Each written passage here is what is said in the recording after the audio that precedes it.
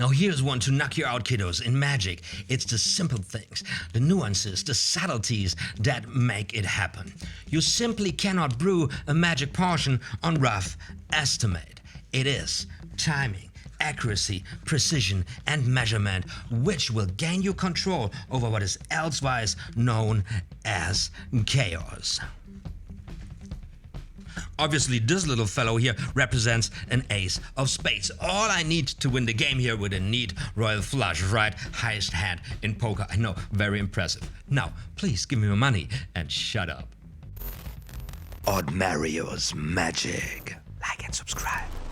Now in card magic, there are these naturally occurring hotspots where the interest of your onlookers naturally is drawn to the cards as a logical consequence of what is going down overall. For example, with the cards being spread and a spectator picking one out of there, right? And then the other day we learned that we can take advantage of such naturally occurring hot zones in one of our live streams on Expert Card Technique by Frederic Bruy and Jean Hougard.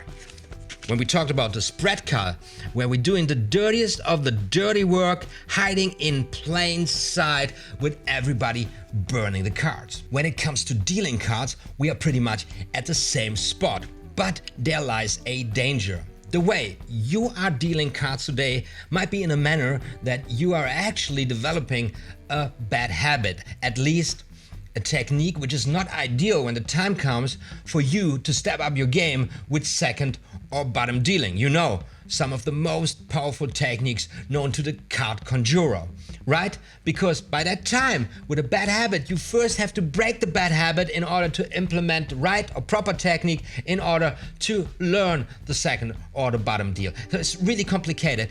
Breaking a bad habit is truly a pain in the ass. And because I don't want you to suffer that pain, I'm going to show you today how to loosely, casually, pretty relaxed and really nicely deal down the cards, however, with a proper technique so that you, when the time comes for you to step up your game, have a fun time learning the second as well as the bottom deal. And by the way, for everybody new to the show, my name is OTHMARiUS and this is just what I do. And if you are serious about learning some decent card magic, well, you would be crazy not to smash double combos, subscribe and notification bell icon right now.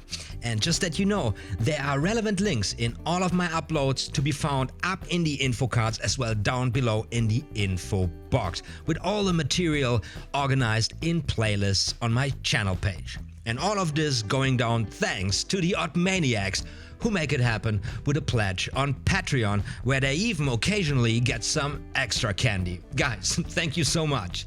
You are rocking awesome. Alright then, today we are talking extremely subtle, highly nuanced stuff which probably will develop over the course of time in your hands. And since we're talking such precision, obviously you will need to transfer, respectively translate all of this into your own hands, once again, over the course of time.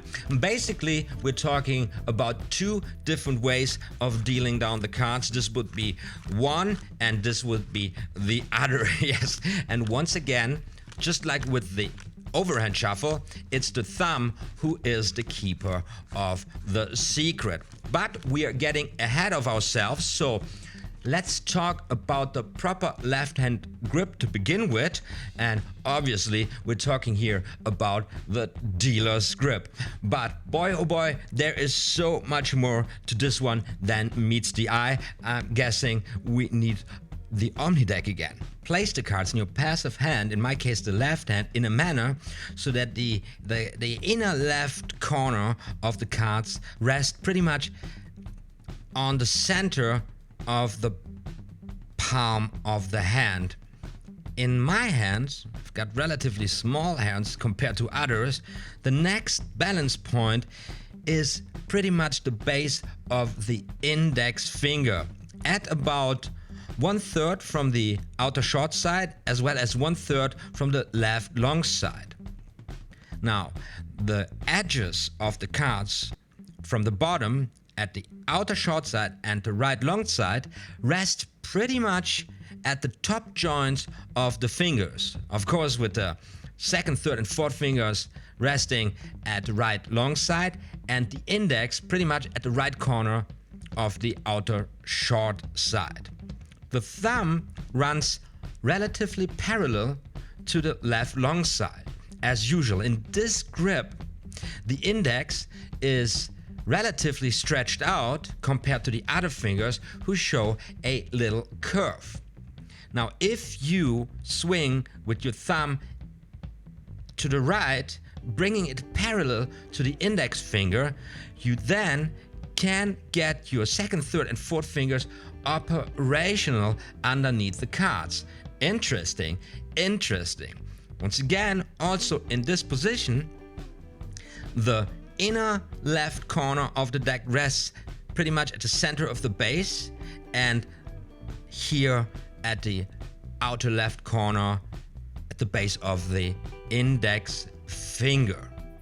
Now, if I try this out with a regular deck here, my favorite piece, Club Special, a regular deck is a little bit thicker, by the way, than an Omni deck, I immediately have to adjust my grip a little bit, especially here the third finger protruding over the cards, so I gotta bring this down a little bit. Obviously, the fingers at the right long side have to be underneath or stay underneath the top card, which is going to be pushed to the side over them, right? However, the index finger remains protruding a little bit here at the outer short side over the top card, because in one variation of the deal, we're going to use this as a natural stopper. Let's talk now about how to push the top card over the right side fingers.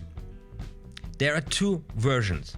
Let me show you the first one, where you swing with your thumb from the outer left corner with your thumb almost to the center of the deck, which brings the top card into a diagonal position over the rest of them cards. This would be the first version. The other version looks something like this. Right there, you see the card moves parallel to the other cards to the right over the fingers. So this one you achieve by buckling in your thumb and then stretching out your thumb parallel to the index finger. This is how it looks like. And when you do this with your index finger protruding a little bit over the cards, you will find that the card almost automatically moves parallel to the other cards to the right side.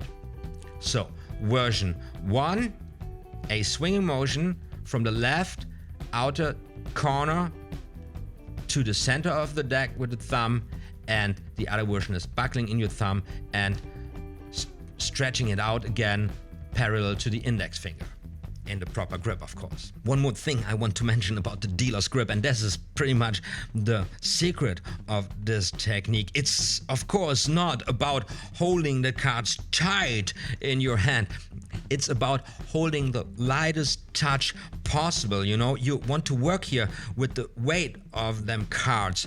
So when I deal the cards, I'm almost applying no pressure at all. I'm just balancing them cards out in my hands if they're getting out of the proper position. It's all about, you know, keeping them in the right position, using the weight of the cards, working with gravity. It's super delicate, as I said at the beginning here of this little super in-depth tutorial of delicacy. You will figure it out yourself eventually over the course of time. If you're now thinking this guy is completely crazy, it's just that you don't have the experience yet, but it will come to you over the course of time. You will realize that you can control these cards in your hands just by using gravity, just by, you know, treating them very, very gently. Anyway, let's talk about how to get them cards onto the table real nice now. And the keynotes for the dominant hand, in my case the right hand, are quite simple. However, Really important though. First of all, we do clip the cards between thumb and second finger and not thumb and first finger. Only noobs clip the cards between thumb and first finger, or high profile players, and it's simply not ours to question these guys. Only Eric Clapton knows why he plays the guitar like this, when every guitar player with classical training knows to hold the thumb like that, playing the guitar. So in the first version, where we swing the card diagonal to the other cards of the deck, we are aiming for the spot between the second and third fingers of the right long side, with our second finger, of course, right there. The index finger rests loosely, stretched out but held loosely, covering the outer right corner of the whole deck, and the thumb is positioned pretty much at the center of the pack. And just like that, the card gets carried away in a swinging motion of the right hand. Looks something like this. If you want to bring some finesse to it, just open the hand at the moment where you let the card drop to the table, and then this looks really nice and shiny. And it even gets better in the other version, where we buckle in the thumb and then we push the card parallel with all them other cards. Now we, once again, contact the card at the bottom of the deck, this time at the outer right corner, pretty much at the outer right corner. Once again, our index finger is covering the outer right corner of the whole deck, gives us plenty of cover, which we might need in the future, you know.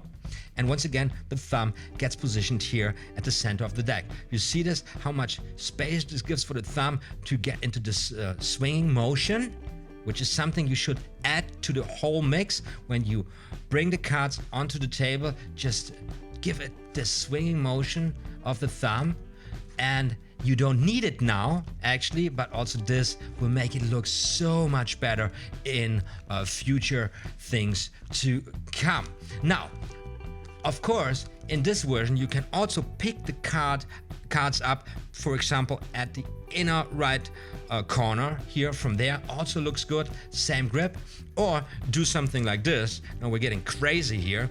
Just come underneath the card with your thumb, you know, contact the card with your second finger from the top here, and then you can do this beautiful version of dealing down the cards. And this is a version also, you can throw them cards or you can keep them under control, because you are shifting with your index finger here from forth back, right? So let me do this once again. So I'm coming here, thumb down, second finger on the outer corner here, and the index finger goes underneath, and then I just place it just on the table and I keep it under control. And of course you can reverse the whole thing.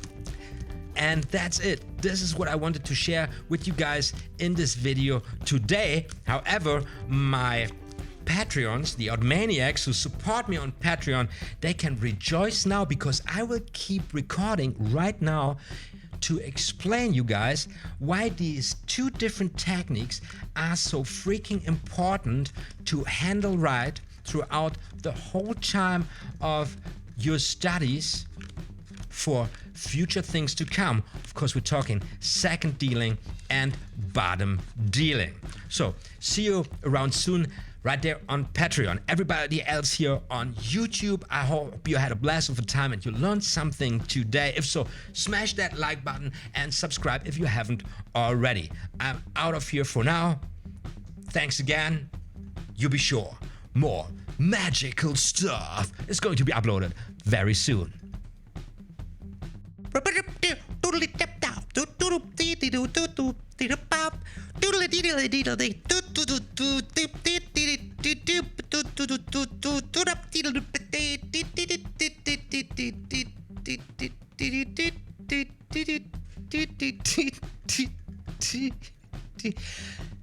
the fuck is wrong with me?